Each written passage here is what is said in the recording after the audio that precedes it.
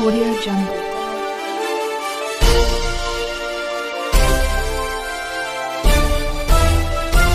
Audio Jungle. नमस्कार, मी सुमैया आणि आपण पाहत आहात बहुजन सैनिक महाराष्ट्र लाईव्ह. जागना है तो जगाना पडेगा, एक राष्ट्र के लिए.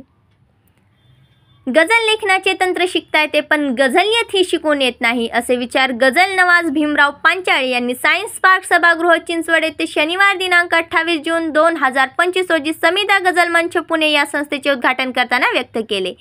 ज्येष्ठ गझलकार प्राचार्य सतीश देवपूरकर, म.भा. चव्हाण, गझल समीक्षक डॉक्टर अविनाश संगोलकर आणि समिधा गझल मंच पुणेचे संस्थापक अध्यक्ष डॉक्टर प्रशांत पाटोळे यांची व्यासपीठावर प्रमुख उपस्थिती होती.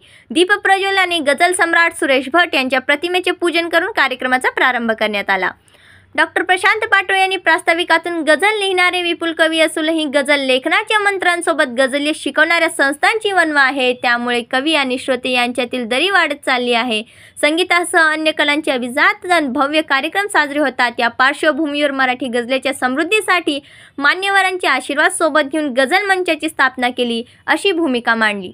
म.भा. चव्हाण यांनी हे फूल राहावे ताजे एवढेच मनोगत माझे, अशा काव्यात्मक शुभेच्छा दिल्या. डॉक्टर अविनाश सांगोलकर यांनी मराठी गझल क्षेत्रातील मळब दूर व्हावे म्हणून समिधा गझल मंचाचे आज रोपटे लावण्यात आले असले तरी अल्पावधीतच या रोपाचे वटवृक्षात रूपांतर होईल, असा विश्वास व्यक्त केला. प्राचार्य सतीश देवपूरकर यांनी गझल ही निशब्दाची भाषा असूनही अजूनही मराठी गझलेचा जाणकार श्रोता लाभलेला नाही, त्यामुळे गझल लेखनात शिस्त पाळून प्रत्येक द्विपदी दर्जेदार व्हावी, अशी अपेक्षा व्यक्त केली. कार्यक्रमाच्या उत्तरार्धात डॉक्टर अविनाश सांगोलकर यांनी गझल संवाद या सत्रांतर्गत गझल नवाज भीमराव पांचाळे यांच्याशी सुसंवाद साधून त्यांच्या गझल गायकीची सुमारे 50 वर्षांची सुवर्ण महोत्सवाची वाटचाल श्रोत्यांसमोर उलगडून सांगितली.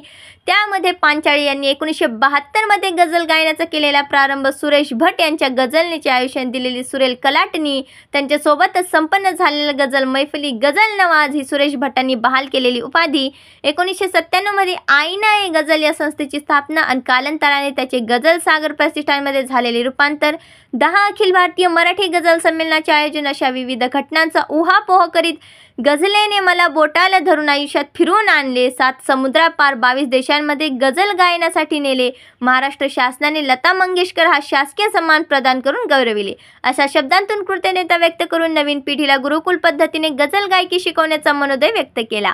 आपली वाटचाल कथन करीत असताना भीमराव पांचाळे यांनी सादर केलेल्या सुश्राव्य गझलांना रसिकांचा उत्स्फूर्त प्रतिसाद लाभला. कार्यक्रमादरम्यान अरुण कटारे आणि डॉक्टर पूनम पाटोळे यांचा प्रातिनिधिक सत्कार करण्यात आला. दिनेश कांबळे यांनी सूत्रसंचालन केले. सुरेश धोत्रे यांनी आभार मानले, अशी माहिती ज्येष्ठ पत्रकार प्रदीप गांधीलकर यांनी दिली.